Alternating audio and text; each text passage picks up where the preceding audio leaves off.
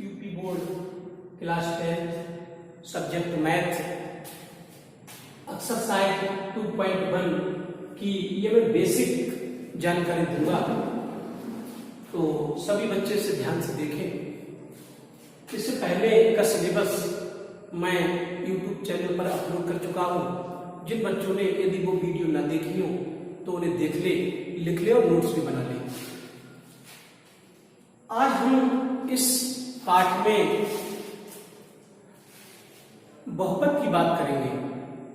बहुपद के गुणनखंड आप लोगों ने कक्षा 9 में पढ़ रखे हैं, तो ये भी कक्षा 9 से ही संबंधित चैप्टर है। कुछ थोड़ा बहुत इसमें नया है, बहुपद और बहुपद के शून्यक।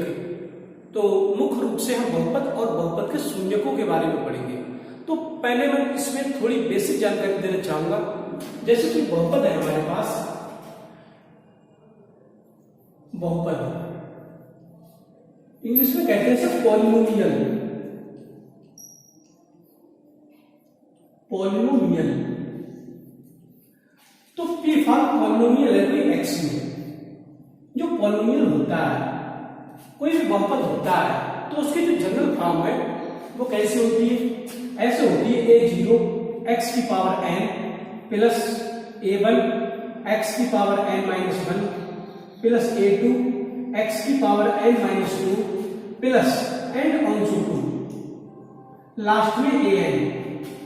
x की पावर n माइनस n लिख सकते हैं, x की पावर n माइनस n, लेकिन n माइनस n का मतलब है x की पावर 0, और जिस राशि की पावर 0 होती है उसका मान 1 हो जाता है, तो इसका मान 1 हो जाएगा, तो a ही रह जाएगा।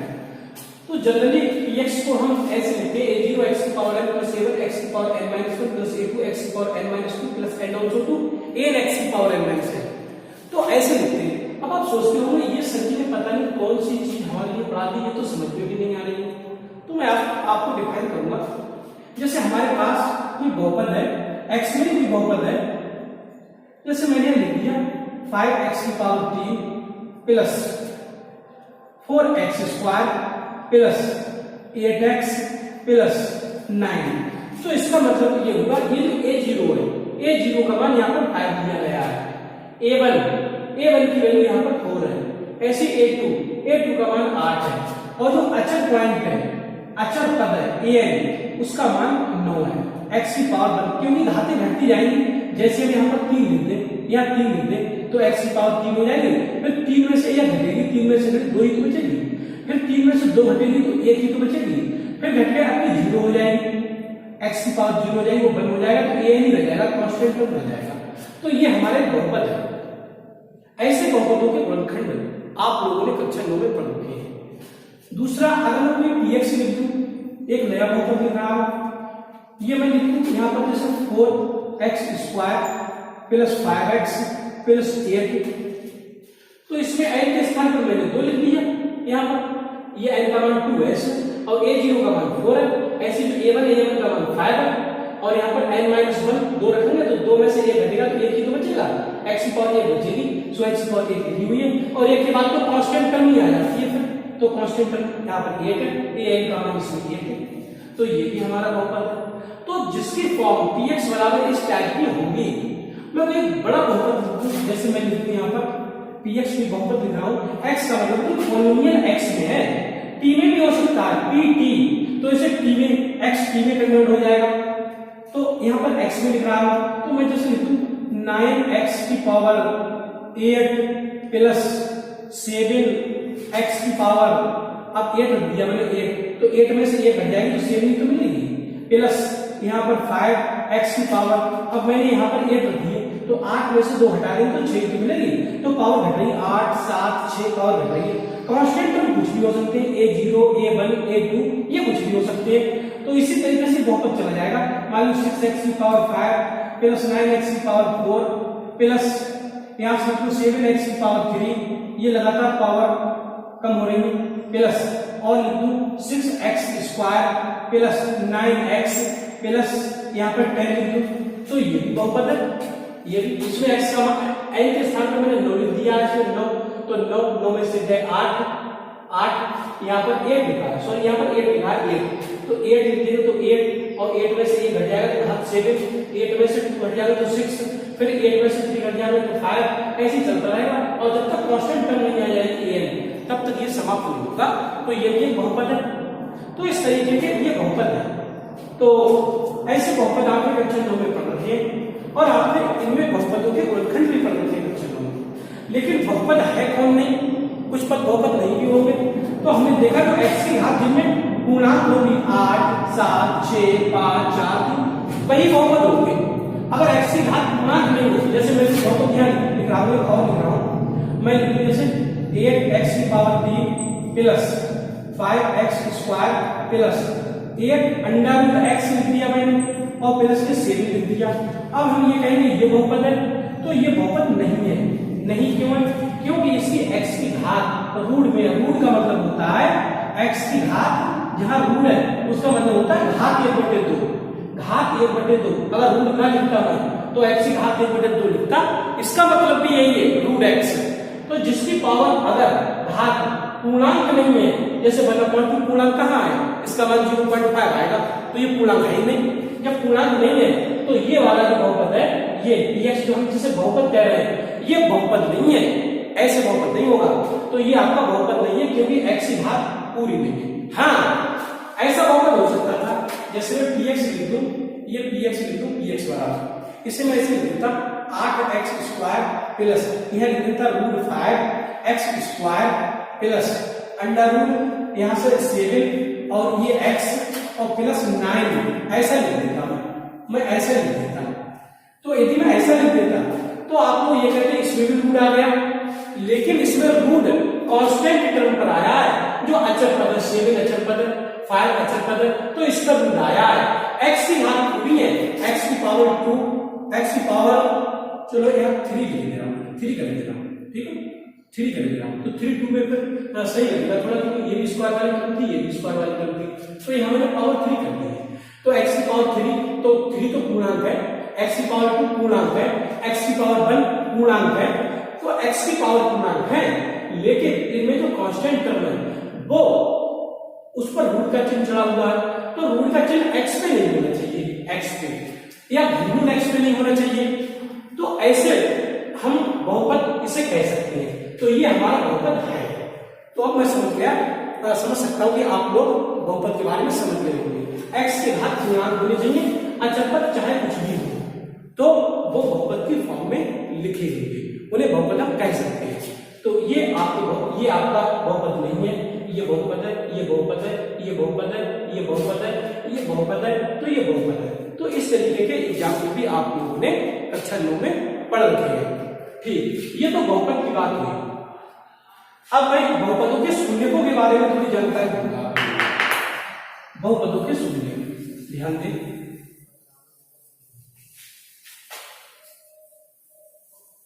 तो ये भी रिलेशन कक्षा 9 से ही है, क्योंकि कक्षा 9 में इस तरीके के रिलेशन आपने पढ़ रखे हैं। बहुपद क्या होते हैं, कैसे बहुपद के गुणनखंड होते हैं, यहाँ तो हम बहुपदों के बारे में पढ़ेंगे और उनके शून्यकों के बारे में भी पढ़ेंगे। अब मैं बहुपदों के शून्यकों के बारे में थोड़ी जानकारी दूंगा। ये बेसिक जानकारी दे रहा हूं, फिर तो एक्सरसाइज शुरू हो जाएगी। जैसे हमारे पास तो बहुपद है px एक द्विपदीय बहुपद लिख रहा हूं। द्विपदीय का मतलब x + 2, इसमें दो पद है। बहुपद में एक ही पद हो सकता था, एक पदीय बहुपद, द्विपदीय बहुपद, तो ये दो पद है इसमें। ये px कोई पॉलिनोमियल है, ये दो पद है 1 2। इसका मैं ग्राफ खींचूंगा भी, देखो कैसे ग्राफ खींचेंगे। तो इसके लिए टेबल बना लेते हैं, आयताकार सारणी बना लेंगे ऐसे। ये आयताकार सारणी बना ली, एक में x लिख देंगे और एक में px लिख देंगे। x और px ये दोनों, px को y से भी लिख देते हैं, y बराबर px, x y तो दो तरीके से हो जाएंगे। या px लिखा तो तब भी कोई बात नहीं, y लिखो तब भी कोई बात नहीं। अब मैं इसमें x का मान अपनी तरफ से पुट करूंगा, x का मान अपनी तरफ से पुट करूंगा। जैसे x का मान मैंने 1 रख दिया, x का मान अगर क्या रख देंगे 1, तो px का मान देख रहे हैं 1 और 2 मिलकर 3 आ जाएगा, इसका मान 3 आ गया। अब मैं x के स्थान पर 2 रख दे रहा हूं, 2 तो 2 रख देंगे, x के साथ में 2 प्लस 2 4, तो px का मान 4 आएगा। आप जनरल कोई भी वैल्यू रख सकते हो, ये नहीं कि यही वैल्यू रखनी है। मैंने -1 रख दिया, -1, तो 2 में से 1 माइनस का कम हो जाएगा तो प्लस का 1 मिलेगा। एक आध और वैल्यू रख दे रहा हूं, एक आध और रख दे रहा हूं, जैसे मैंने -2 रख दिया, -2 x के स्थान पर -2 रख दिया, -2 प्लस 2 मिलकर 0 हो जाना, तो px का मान 0 आएगा। ये ऐसा है। तो इस प्रकार हमने देखा जब हमने x के मान अपनी तरफ से कुछ रखे तो हमने px के मान भी कुछ निकाल लिए। इसे मैं ग्राफ पेपर पर ले जा रहा हूँ। ये जो बिंदु आए ये जो बिंदु आया, एक x निर्देशांक है, y निर्देशांक है, x 1 है और y 3 है। तो ये बिंदु आया 1,3, इसमें बिंदु आया 2,4, इसमें बिंदु आया -1,1, इसमें बिंदु आया -2,0। तो ये बिंदु आए, तो इस बिंदुओं को अब मैं ग्राफ पेपर पर ले जा रहा हूँ। ग्राफ पेपर के बारे में भी आप लोगों ने पढ़ा है। एक्स वाई प्लेन पर जाना है कार्तीय तल पर। कार्तीय तल क्या होता है? उसमें एक एक्स अक्ष होती है, वाई अक्ष होती है। ये आपकी एक खड़ी रेखा होती है और एक बड़ी रेखा होती है। ये जो खड़ी रेखा है इसे कहते हैं वाई अक्ष, वाई एक्सिस या वाई अक्ष लिख सकते हैं, ऐसे वाई अक्ष ऐसे इसे एक्स अक्ष लिखते हैं, एक्स अक्ष। तो ये एक्स अक्ष है, ये मूल बिंदु 0 है। तो इसके बारे में भी आपने पढ़ रखा है। तो यहां से हमने क्या देखा, इस बिंदु के लिए ये x निर्देशांक है और ये y निर्देशांक है, एक x है एक y है। तो पहले इस बिंदु को हम ले जाते हैं कार्तीय तल पर। इसमें ये x अक्ष इधर प्लस की होती है, ये यहां से चलना शुरू करेंगे, ये x प्लस की है और इधर चलेगा तो ये x माइनस का है। पहले x ही चलेगा उसको, और y ऊपर चलेगा तो प्लस का है और y नीचे चलेगा तो माइनस का है। इसे भी आपने कक्षा 9 में पढ़ रखा है, फिर भी मैं एक बार समझाने की कोशिश कर रहा हूं। अब इस वाले बिंदु की बात करें तो x के स्थान पर 1 और y के स्थान पर 3, तो x बराबर 1 चलेगा, 1 प्लस का, तो यहाँ से 1 x अक्ष पर प्लस की है तो इस पर 1 चलेगा प्लस का 1, और y पर 3 वो भी प्लस की, तो 3 ऊपर चलेगा प्लस की, y ऊपर प्लस का, यहाँ आ गए, यहाँ चलेगा 1 2 3, तो ये बिंदु आ जाएगा। इस बिंदु को निर्देशांक हो जाएगा 1,3, इसे लिखे दे रहा हूँ यहाँ पर 1,3 इस बिंदु को निर्देशांक है। दूसरा बिंदु है 2,4, x पर प्लस के 2 और y पर प्लस के 4, तो ध्यान दें x पर प्लस के 2 1 और 2 प्लस के 2 और y पर प्लस के 4 है, ये x है ये y है, तो y पर प्लस के 4 1 2 3 और 4, तो ये चल गया y। इस बिंदु का निर्देशांक है 2,4 ऐसे। अगला बिंदु है -1,1, x पे -1 है और y पे प्लस का 1 है, तो x पे -1 चलेगा, अब -1 इधर तो चल नहीं सकते, x इधर प्लस की है तो इधर x माइनस की इधर चलेगा -1 और y पे कितने चलेंगे, y पे प्लस का 1 है, तो नीचे आ जाएगा, नीचे प्लस का 1 नीचे आ गया, यहाँ आ गया, यहाँ आ गया प्लस का 1, तो ये वो बिंदु था, ये बिंदु तो y पे प्लस का 1 चलेगा ऐसे, तो ये बिंदु आ गया। अब ध्यान दें इन बिंदुओं को मिला दें, देखो x अक्ष पे माइनस का 1 था, सॉरी ये बिंदु यहाँ नहीं आएगा, ये बिंदु यहाँ नहीं आएगा, x पे -1 चले तो -1 इधर चले -1, लेकिन y पे प्लस का है, y प्लस का है तो प्लस का के ऊपर चलेंगे, क्योंकि y ऊपर प्लस का है, नीचे तो माइनस का है, ये वाली माइनस की नहीं है, ये प्लस की है, तो y प्लस के में चले तो ऊपर चले जाएंगे, प्लस के में यहाँ पर चलेंगे। तो इन बिंदुओं को यदि हम मिला दें, एक बिंदु और रह गया उसी में नहीं लिखूंगा, तो लिखूंगा क्यों नहीं वो भी बताऊंगा। अभी आप सोचते होंगे सर जी ने बिंदु नहीं लिखा, उसके बारे में बताऊंगा। तो इन बिंदुओं को यदि मिला दें, तो इन बिंदुओं को मिला देंगे तो ये स्ट्रेट लाइन आएगी, सीधी सरल रेखा आएगी, इस तरीके से रेखा आएगी, ये इधर चली जाएगी और इधर भी ये चलती रहेगी, बिंदु रखते रहेंगे तो बिंदु इन्हीं पर बढ़ते रहेंगे। तो ये रेखा कौन सी थी, ये थी px बराबर x प्लस 2, या px को y लिख दिया तो y बराबर x प्लस 2 भी लिख सकते हैं, y बराबर x प्लस 2, तो ये बहुपद था, ये द्विपदीय बहुपद था, px से ना लेकर मैंने से y से ऐसे लेकर थे। तो हमने देखा ये जो लाइन खींची है, ये जो ग्राफ खींचा है, इसने x अक्ष को काट दिया, x अक्ष को कहाँ काटा है, ये x अक्ष है, x अक्ष को यहाँ काटा है, यहाँ काटा है, यहाँ काटा है 1,2, तो 2 पे काट दिया, इसके निर्देशांक हुए -2,0, जो कि ये थे हमारे को लिख देते, ये थे -2,0। अगर हम लगाते तो यही बात है 1 2 -2,0, तो यही तो रहते, तो ये इसलिए मैंने इसको समझ नहीं लगाया क्योंकि मुझे पता था ये बिंदु इसी रेखा पर पड़ेगा आगे चलकर, इसलिए मैंने इसे नहीं लगाया। तो ये चीज शायद समझ में आ रही होगी। अब हम पढ़ेंगे बहुपद के शून्य, इस चीज को भी समझ लें, बहुपद के शून्य। अगर बहुपद के शून्य को की बात करें तो बहुपदों के शून्य का मतलब ये हुआ कि ये जो बहुपद है px जो बहुपद है वो है x + 2। शून्य का मतलब है इस बहुपद का मान शून्य आ जाए, इस बहुपद px का मान शून्य आ जाना चाहिए। तो x का मान कितना रखें कि बहुपद का मान शून्य आ जाए, तो x का मान -2 रखें, -2 और +2, तो ये px 0 बन जाएगा, px बराबर बन जाएगा आपकी 0। तो बहुपद शून्य हो गया, तो जो वैल्यू ने रखी -2, ये वैल्यू -2 रखी, ये इस बहुपद का शून्य होगा, ये शून्य होगा। इसका शून्य क्या है, पहले शून्य लाया -2। अब -2 मिला कैसे, -2 कैसे मिला, इस रेखा में जहां x अक्ष को कट किया, x अक्ष को कहां कट किया, x अक्ष को लाके यहां काट दिया, तो यही जो x का मान है, ये जो x का मान है, ये x के निशान -2, ये इसका बहुपद, ये इसका शून्य है।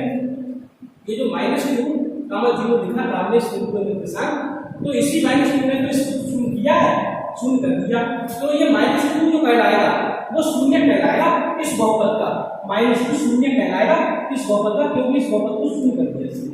तो कहने का तात्पर्य ये है, अगर कोई ग्राफ पूछ रहे हैं तो वो x अक्ष को जहां काट रहा है वही उसका शून्य है, क्योंकि वही शून्य करेगा उसके लिए।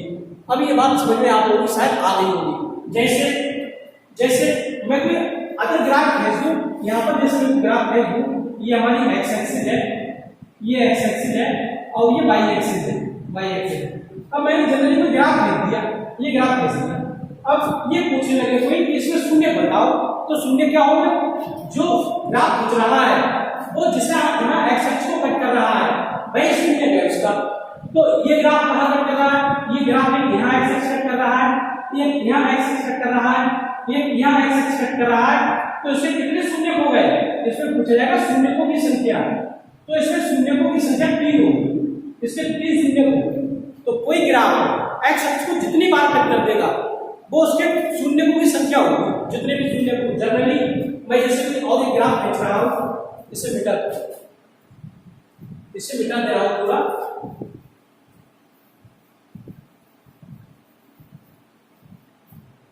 जैसे मैं एक और ग्राफ खींच रहा हूं, ये मैंने कोई ग्राफ खींच दिया, ये और आगे बढ़ा दिया, इसे बढ़ा दिया। अब कोई ये पूछने लगे कि इसमें शून्यकों की संख्या बताओ, ये x अक्ष है और ये y अक्ष है, तो इस ग्राफ में x अक्ष को एक यहाँ कट किया, एक यहाँ कट किया, एक यहाँ कट किया, एक यहाँ कट किया, तो इसमें कितने शून्य हो गए, 1 2 3 4, तो इसमें 4 शून्य हो गए, 4 शून्य हो गए इसमें। ये कोई बहुपद था, ये बहुपद जैसे यहाँ पर मैंने px बराबर x को ग्राफ में खींचा था, तो ये भी कुछ बहुपद ही है, जिसका ग्राफ ऐसा आया होगा, तो इसमें 4 ने कट किया, तो इसमें शून्यकों की संख्या 4 हो गई। पहली एक्सरसाइज केवल इसी से रिलेटेड है कि शून्यकों की संख्या ग्राफ खींचा हुआ मिलेगा आपको और उसमें शून्यकों की संख्या पूछेंगे। तो अब ये आपका बेसिक जानकारी इस लेसन की थी, और अब आप एक्सरसाइज 2.1 को बहुत ही आसानी से कर सकते हो। अब मैं एक्सरसाइज कराना शुरू करूंगा अगली वीडियो में, और इस वीडियो को एक बार और देख लें, इसे समझ लें और घर जाकर इसे कॉपी पर भी लिख लें, जिससे आप लोगों को ये चीज समझ में आ सके।